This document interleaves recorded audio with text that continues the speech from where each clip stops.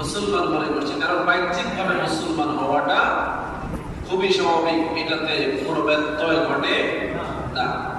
রাসূলুল্লাহ সাল্লাল্লাহু আলাইহি ওয়াসাল্লাম বললেন, সতর্ক করলেন যে আলা ইন্না ফিল জাসাদি মুদগা, তোমাদের শরীরের মধ্যে একটা মাংসপিণ্ড আছে, ইযা সালাহাত সালাহাল জাসাদু কুল্লুহু, ওই মাংসপিণ্ডটা যখন ক্ষতিগ্রস্ত হয়, নষ্ট হয়ে যায়, ওই যে আল্লাহ বলছেন ওই মাংসপিণ্ডটা যদি চক্ষুহারা হয়ে যায়, অন্ধ হয়ে যায়, দৃষ্টিহীন হয়ে যায়, তাহলে সবই নষ্ট হয়ে যাবে। গোটা শরীরটা নষ্ট হয়ে যায়। অর্থাৎ আজকের বিজ্ঞান এটা প্রমাণ করেছে, হার্ট নষ্ট হয়ে গেলে পুরো শরীর নষ্ট। এই হার্টই মূলত কলব, কি কলব।